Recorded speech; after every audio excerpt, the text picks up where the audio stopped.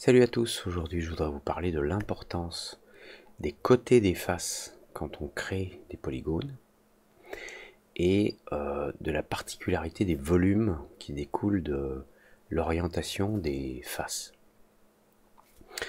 Donc ici je vous invite un petit peu à l'apéro, on est vendredi 18h11, ok, apéro. Vous voyez ici on a deux verres et ils se ressemblent beaucoup. Ça peut paraître naturel quand on les voit comme ça, mais en fait moi j'y vois deux, trois différences très importantes, alors que c'est exactement les deux verres. Le liquide par contre, dedans, le volume qui définit le liquide, il y a une petite différence. Et vous pouvez le voir, alors à différents endroits. Ici,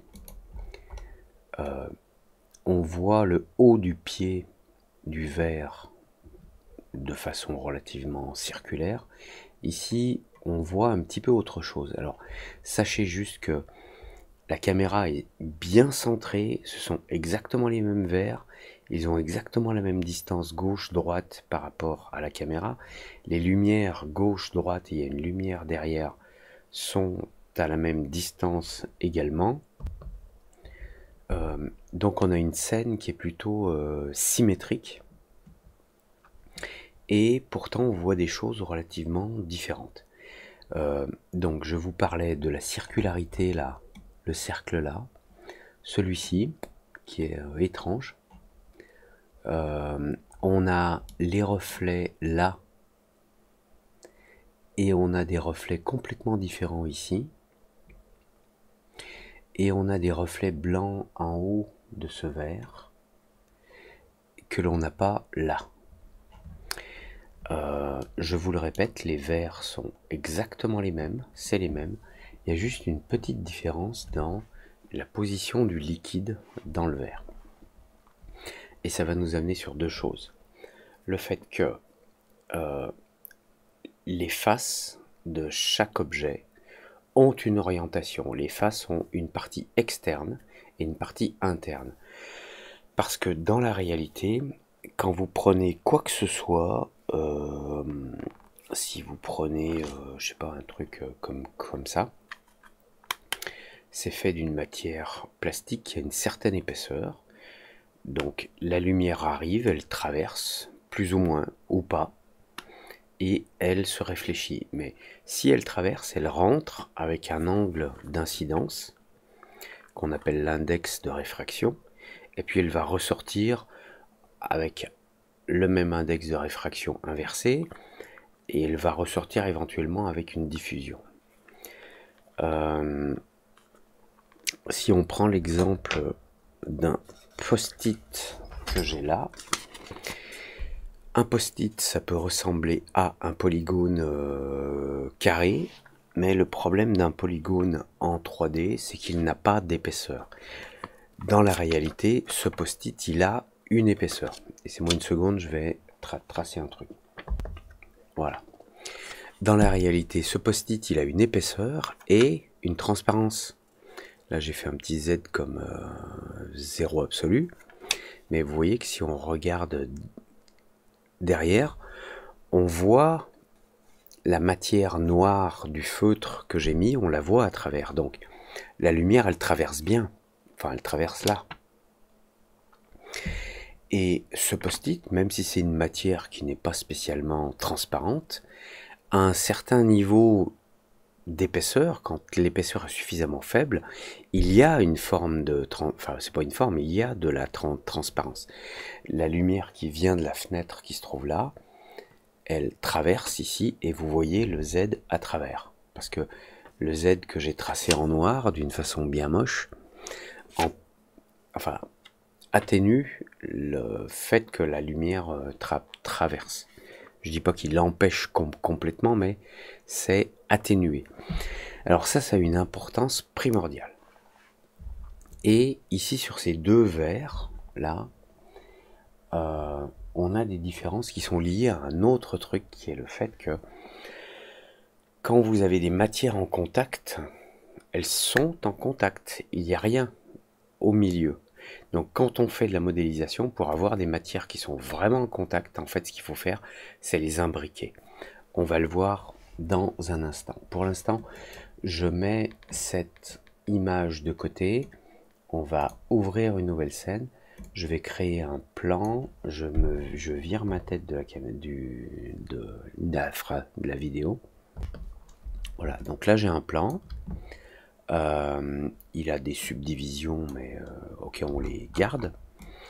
Et je vais convertir ce plan en objet éditable. Voilà, comme ça il n'est plus paramétrique. Il va falloir que je touche aux points et aux faces et aux côtés pour pouvoir le déformer et non pas simplement sa largeur, hauteur et le nombre de divisions. Bien. Ici, bon, on a des faces qui sont visibles d'un côté et de l'autre parce qu'elles sont éclairées par des lumières qui sont là par défaut. Les lumières sont là par défaut et je crois que dans Edit Render Settings, on doit pouvoir quelque part dans les options Default Light, non. Alors, ce Default Light, non, c'est pour les rendus. Si je fais un rendu, par exemple, avec le moteur standard, je ne vais pas enregistrer, je fais un rendu ici, on voit rien. Parce que les Default Light, les lumières par défaut, ont été désactivées. Si je les réactive et que je refais un rendu de la scène, voilà. On voit le plan d'un côté ou de l'autre. Alors, il n'est pas plus sombre d'un côté ou de l'autre, c'est juste un plan qui est visible des deux côtés. Ok ? Maintenant, ce plan, il définit rien, enfin, il définit un plan, mais dans la réalité, dans la nature des choses, comme avec le post-it que je vous ai montré, tout a une épaisseur. Même des nouveaux matériaux hyper conducteurs faits à base de carbone 60 où on arrive à faire des couches de matériaux qui n'ont l'épaisseur que d'une molécule, ils ont quand même une épaisseur. C'est-à-dire qu'il y a un début et une fin, j'ai envie de dire, une entrée et une sortie. Il faut toujours le prendre en compte parce que quand on travaille sur des surfaces juste planes avec des ouvertures ici, ça peut causer des problèmes lors du rendu parce qu'on a de la lumière qui va pénétrer par la face qui est censée être à l'extérieur, qui va avoir un comportement et qui va se diffuser différemment à travers la face qui est censée être à l'intérieur. C'est ce que l'on appelle les normales. Alors les normales, je crois qu'on doit pouvoir les afficher Polygon Normals, voilà. Peut-être que si je me mets en mode polygone et que je sélectionne quelques polygones, voilà. On voit ces petites lignes noires apparaître. Alors ces lignes noires indiquent que la face externe du matériau se trouve de ce côté et que ça c'est la face interne. Là, bleu et là, orange. Ça a une importance puisque je vous le répète, tout a un volume. Tout a un volume. Donc ici, ce serait bien que je donne un volume à ce plan si je veux le transformer en une feuille de papier.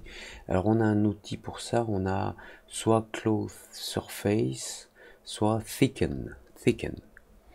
Alors je vais utiliser Thicken, alors je ne sais jamais s'il faut mettre, oui voilà, je mets le plan à l'intérieur, et Thicken, je peux indiquer l'épaisseur ici, donc on va mettre, je sais pas, 0,5. Alors si je mets 0,5, on voit que on a, ici si je zoome, on a une épaisseur d'un demi-millimètre, mais ça pourrait représenter un post-it. Un post-it, je pense que ça fait 0,18 je crois de mémoire. Donc ça a une épaisseur. Donc quand la lumière arrive sur cette surface, elle peut, suivant le matériau qu'on a désigné pour faire le rendu, elle peut traverser avec un index de réfraction, comme dans l'eau. Vous savez, quand vous regardez une rivière avec des cailloux ou un poisson dans l'eau, vous avez l'impression de les voir à un endroit, mais en fait ils sont un peu plus près, puisque la réflexion de la lumière fait dévier, enfin, le matériau fait dévier la réflexion de la lumière quand elle traverse le corps, le matériau en question. Ça ne veut pas dire qu'à chaque fois qu'on fait le moindre bout de papier ou quoi, on a besoin de lui donner une épaisseur. Mais c'est important d'avoir cette problématique à l'esprit. Alors, je vais vous faire un autre modèle pour avoir, comme je disais, cette problématique à l'esprit. Je fais un cube, je le transforme en objet éditable, je vais dans ses faces, je sélectionne la face d'en haut, je la supprime. Maintenant, je vais lui... Alors, avant de lui donner une épaisseur, je vais vérifier une chose. Je vais aller donc, comme tout à l'heure, dans Display Polygon Normal. Il est activé. Donc, si je sélectionne des faces, je vais voir s'afficher les normales. Alors, c'est difficile à voir ici à cause de la grille. Donc, je vais l'enlever. Workplane, voilà. Ici, vous avez ce trait qui vous indique que cette face, le côté extérieur de cette face, il est de ce côté-là. Vous avez une autre indication qui est le fait que le côté que vous voyez de cette face, il est orange. Ça veut dire c'est la partie extérieure. Ce qui est bleu, c'est la partie intérieure. Et comme vous voyez, les normales, c'est-à-dire les perpendiculaires aux faces, elles ne sont pas visibles en tant que lignes. Elles ne forment que des points que l'on voit ici, ici et ici en bas. Ici, on voit les normales, donc ça indique bien que c'est l'extérieur, et c'est orange, c'est l'extérieur. Mais ici, il n'y a pas vraiment d'intérieur et d'extérieur, puisque il n'y a pas de volume, c'est juste un plan. Enfin, ce sont des plans, et les plans n'ont aucune épaisseur. Donc, si j'utilise le même outil Thicken, et que je mets donc le cube à l'intérieur de Thicken, là, je lui donne une épaisseur. Grâce à l'outil Thicken, je lui donne une épaisseur de 5 cm ici, puisque mon cube est gros. Maintenant, si je reconvertis cet objet Thicken qui contient le cube en objet éditable, je vais en faire une copie en utilisant, alors je clique une seconde, Current State to Object, donc qui convertit le cube avec le Thicken en un objet polygonal éditable. Et il me le rajoute ici sous forme de nul. Et dedans j'ai mon cube. Donc je sors mon cube. Ce nul là je n'en ai pas besoin. Et ceux qui sont là je vais les désactiver. J'appuie sur Alt. Je clique ici 2 fois. Ici 2 fois. Comme ça ils sont visibles ni dans le viewport ici ni dans le rendu. Donc là, je me retrouve avec ce cube qui a une épaisseur. Et maintenant, vous voyez que toutes les faces visibles sont oranges et elles ont toutes ce petit trait noir. Même les petites faces là en haut, elles ont toutes ce petit trait noir qui me dit, ben, c'est le côté extérieur de la face. On peut le dire autrement, quand on construit un volume, ces flèches, ces lignes noires nous indiquent le côté extérieur du volume. Donc quand on utilise le moteur de rendu et que de la lumière arrive, la lumière, enfin l'algorithme du moteur de rendu sait que la lumière arrive sur une partie externe et donc que la lumière va rentrer à l'intérieur du matériau. Elle va en sortir ou pas. Ça dépend de l'opacité, de la diffusion, de la transparence, de plein de choses. Mais ici, j'ai cette boîte où toutes les faces sont tournées. Les faces visibles sont bien les faces externes. On a un outil, alors on peut sélectionner une face ou une autre. Je prends celle-là et si je fais un clic droit, j'ai tout en bas l'option Reverse Normals. Donc j'inverse la normale de cette face. Et vous voyez que elle, contrairement aux autres, elle est devenue bleue.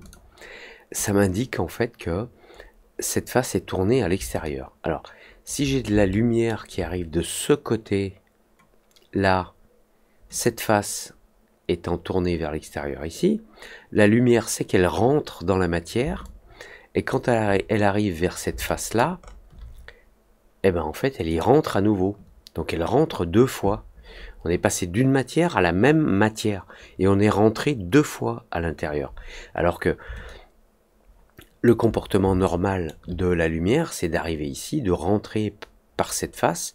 Si elle est suffisamment fine, de ressortir ici. Et il faudrait lui indiquer que la lumière sort ici. Et ça peut provoquer un tas de problèmes au niveau du rendu. Alors, je vais resélectionner cette face à nouveau, clic droit, peu importe où. Alors, je fais exprès en haut pour que vous puissiez voir le menu là en bas, Reverse Normal. Je remets la normale de cette face à l'extérieur. Là, on a le petit trait noir. Voilà. Donc ça, c'est toujours très important à gérer. Si j'inverse, on va le voir dans un autre exemple. Là, je vais revenir sur mes verres. Voilà. Ici, donc, je vous ai expliqué, on a les deux mêmes verres. Les verres sont exactement les mêmes. Il y a un liquide à l'intérieur. Et quand je fais un rendu, alors, je vais vous montrer simplement de côté. Voilà, ici, on a les deux verres. On a la caméra qui les regarde d'en haut. On a une lumière à gauche, une lumière à droite, c'est exactement les mêmes. Et on a une lumière derrière. Où est-ce qu'on peut la voir? Voilà. Oups, à chaque fois je me fais avoir. Bon, lumière à gauche, lumière à droite, lumière derrière. La caméra, elle regarde d'en haut ici. Bien, j'ai ça. Et comme vous l'avez vu, quand je fais... Attendez, je vire ma gueule. Quand je fais un rendu...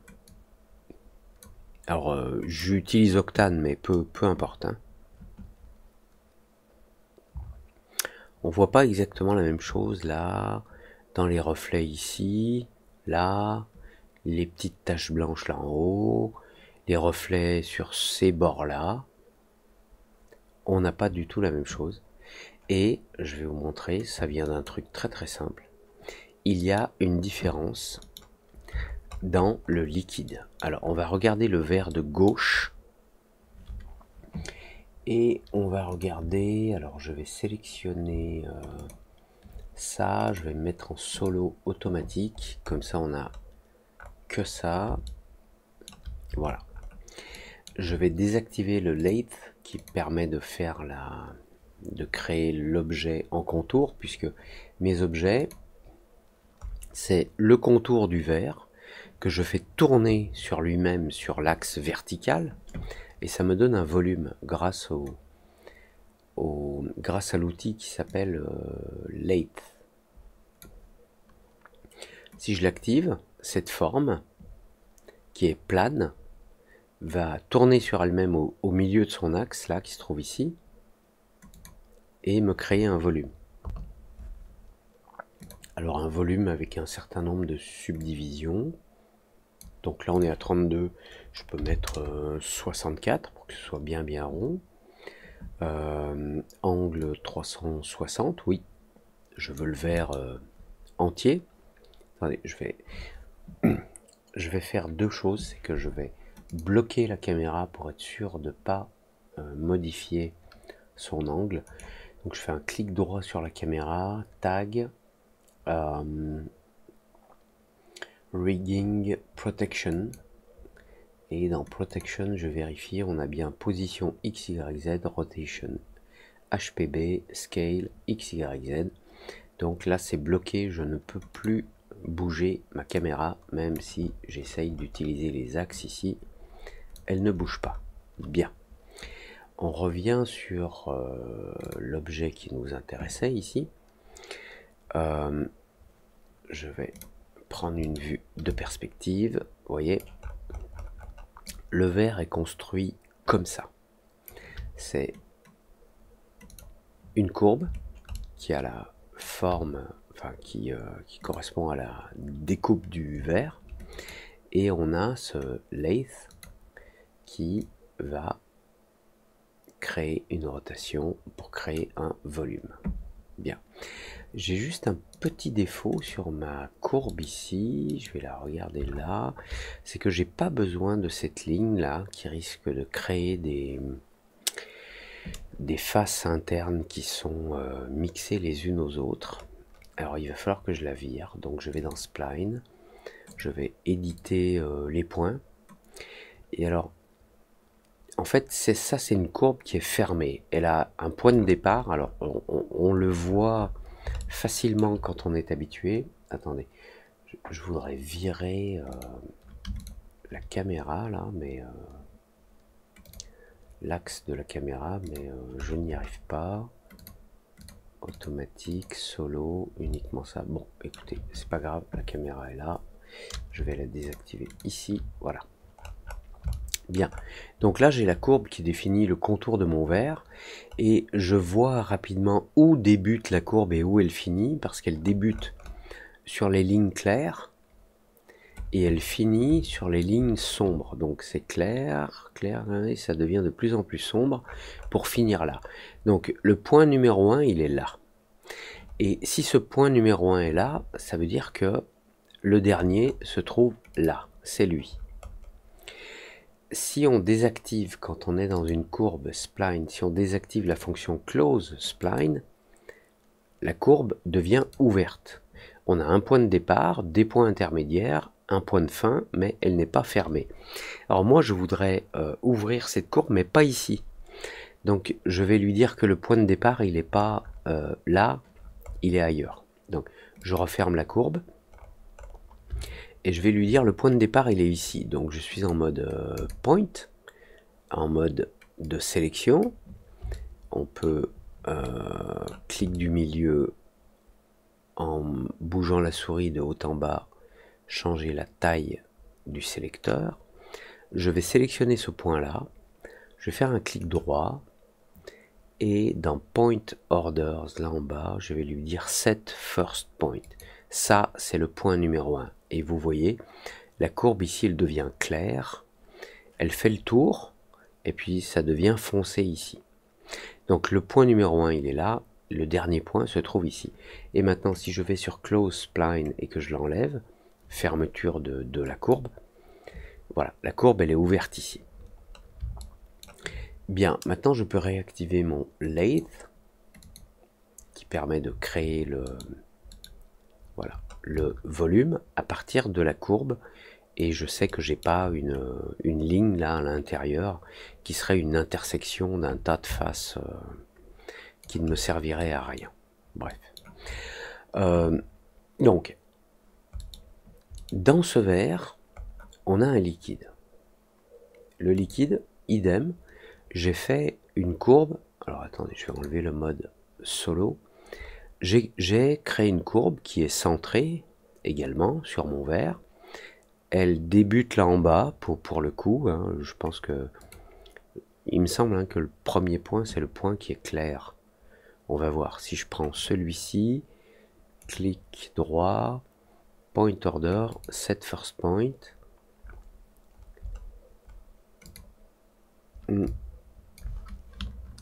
Attendez, je suis un petit peu embarrassé parce que ah oui, le premier point est là maintenant et le deuxième est là et bon, ça n'est pas ce que je voulais. Je vais annuler.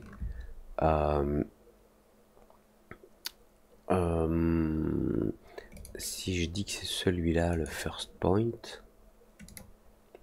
voilà, donc le first point il est clair, donc la courbe elle va dans ce sens là, ok, et elle n'est pas fermée. Là c'est le close spline, elle n'est pas fermée. J'utilise la fonction lathe. Attendez, je suis pas sur le bon objet. Si là lathe, voilà, pour créer, j'enlève le solo pour créer le contour. Donc mon verre, mon vin en solo, on voit le vin à l'intérieur. Alors le truc ici c'est que si je regarde uniquement les courbes,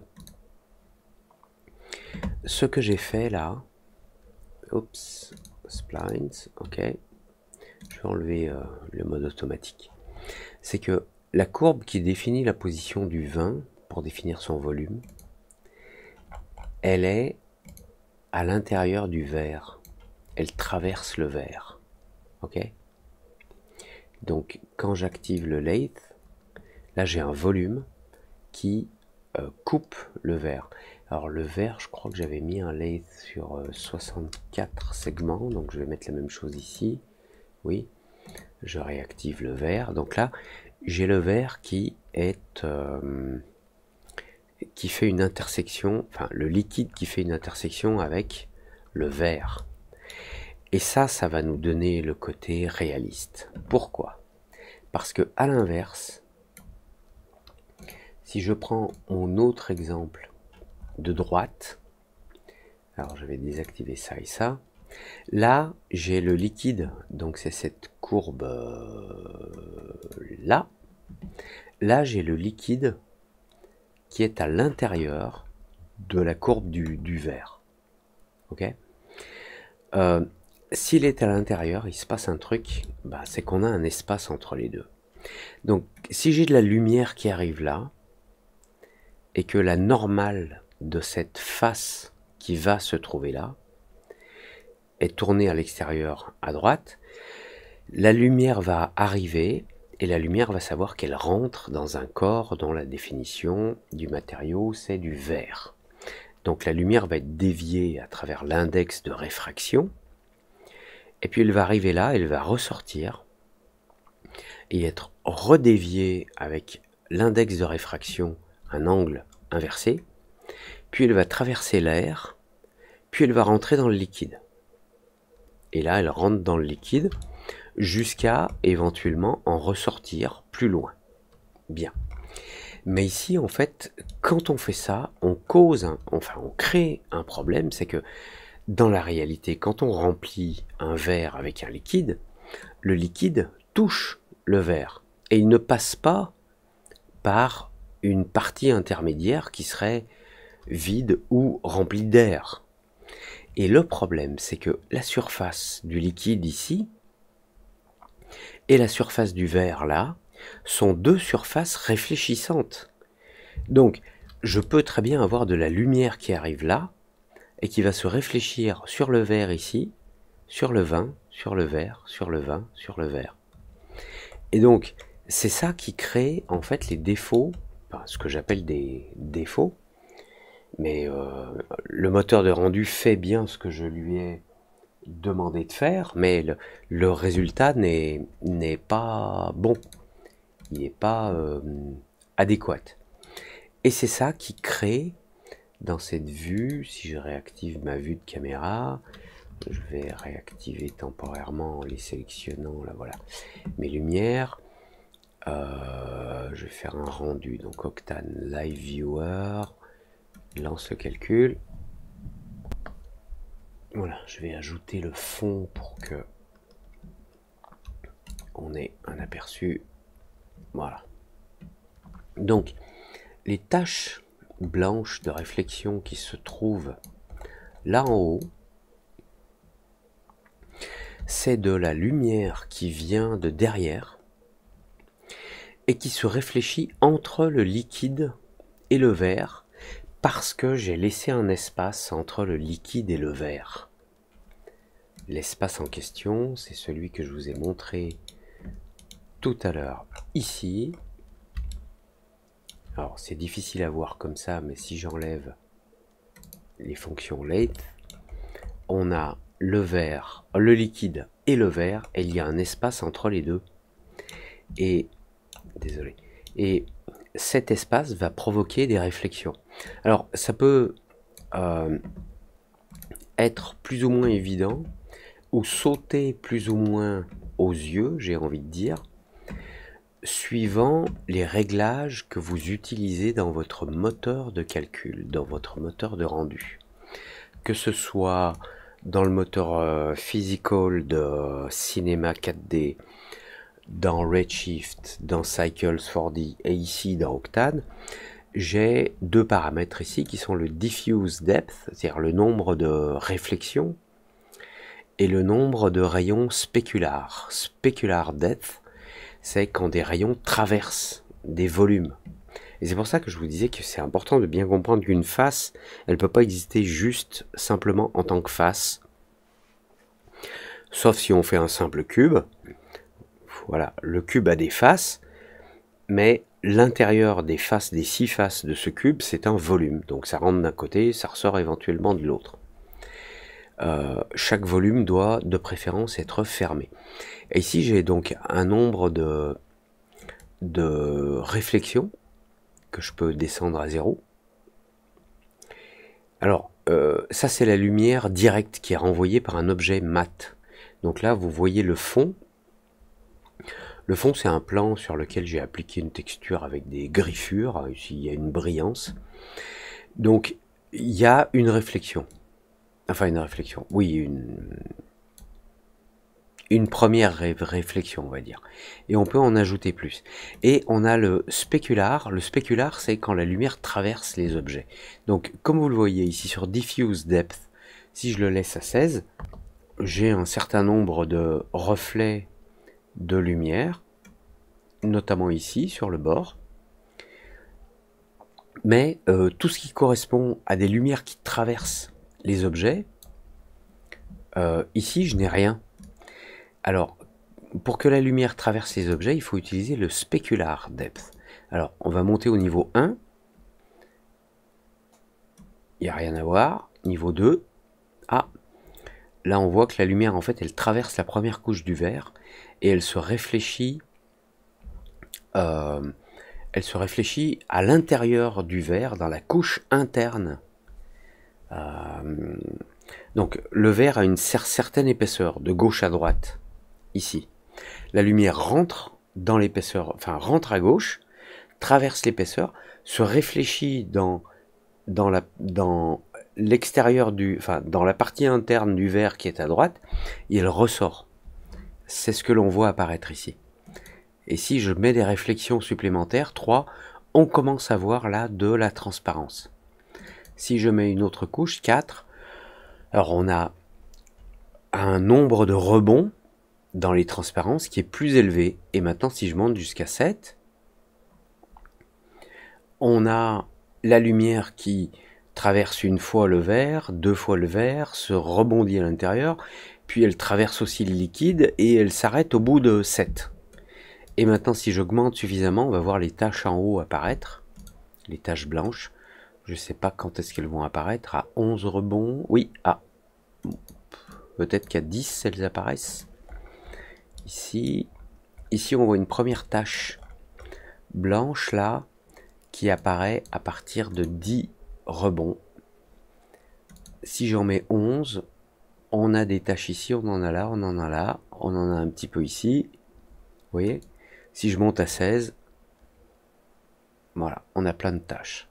Et en fait, ces taches, c'est la lumière qui vient derrière, qui traverse le verre et qui rebondit entre le verre et le liquide, et puis qui retourne dans le verre pour aller finir sa course ici. Ce qui n'est finalement pas réaliste. Contrairement au verre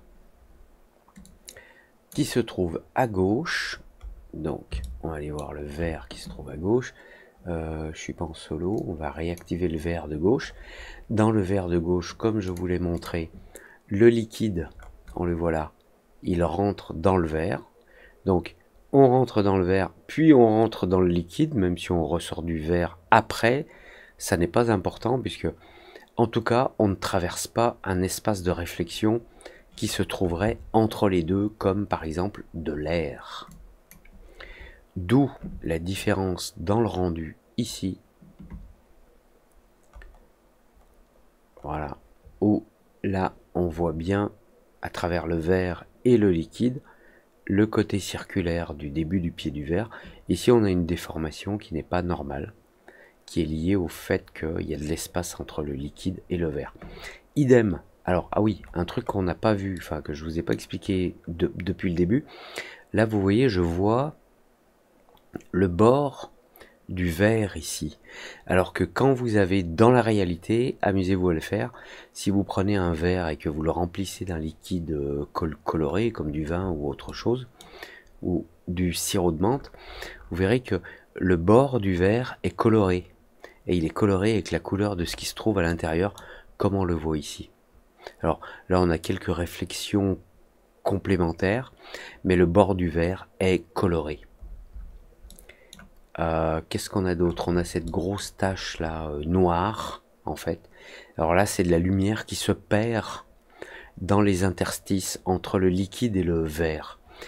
Je parie que si j'augmente suffisamment le nombre de réflexions en spécular, ce noir, voilà, le noir ici a disparu, parce que je lui ai dit de calculer suffisamment de rebonds, et là on a de la lumière qui apparaît, ici. Par contre, on a bien d'autres défauts qui apparaissent là. Alors, si ces défauts vous plaisent d'un point de vue esthétique, gardez-les, mais ce sont des défauts, la réalité c'est ça.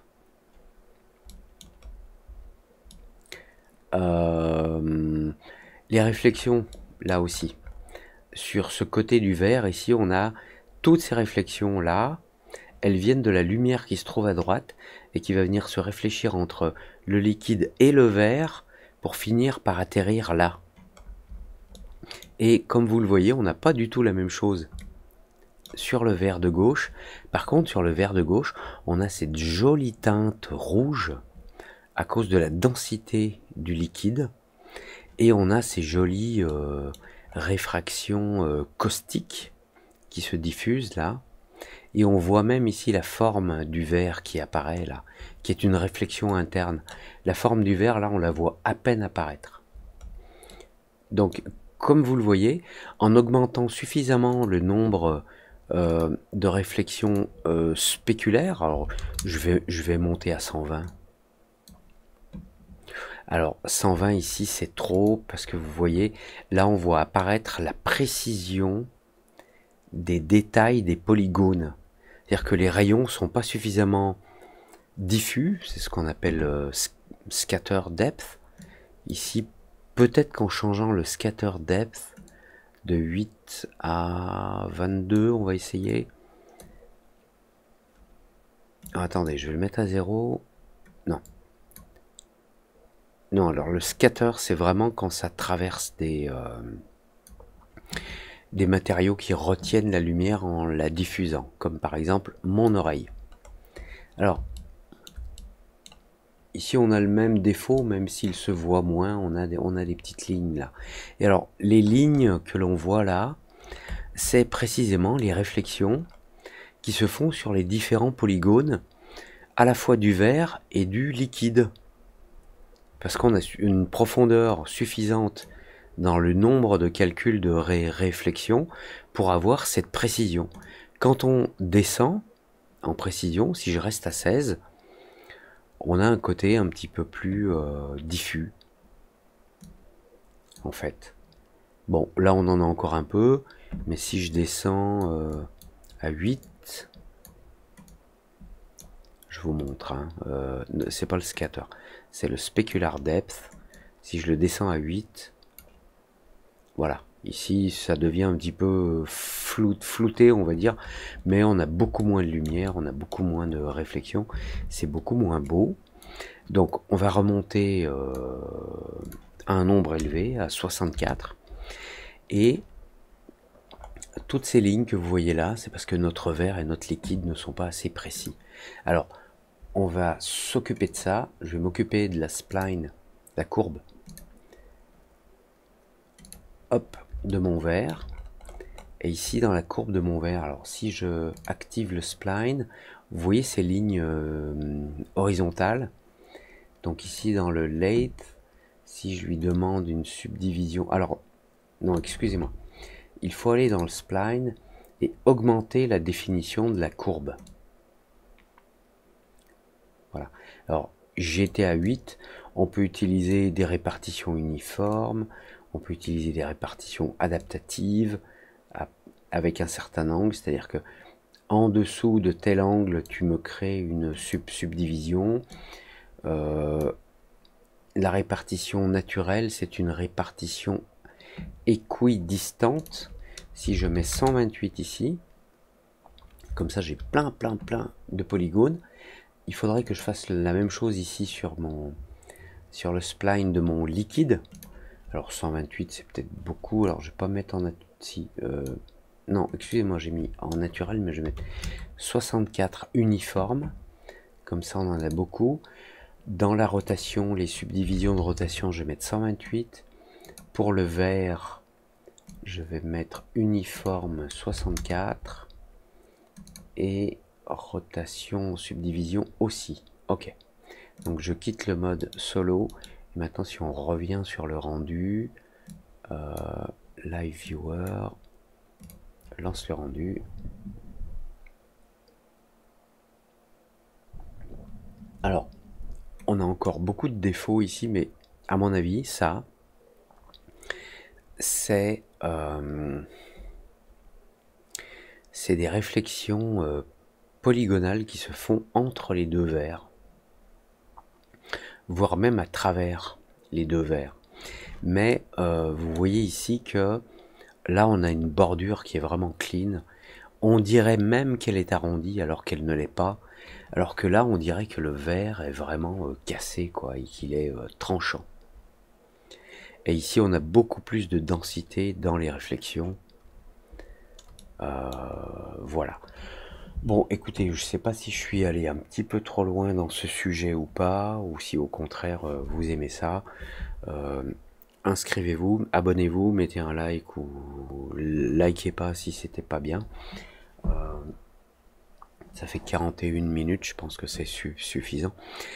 Mettez des commentaires, moi j'aime bien avoir votre opinion, donc n'hésitez pas à me la donner. Et si vous avez des questions, j'y répondrai avec grand plaisir. Bonjour chez vous, ciao.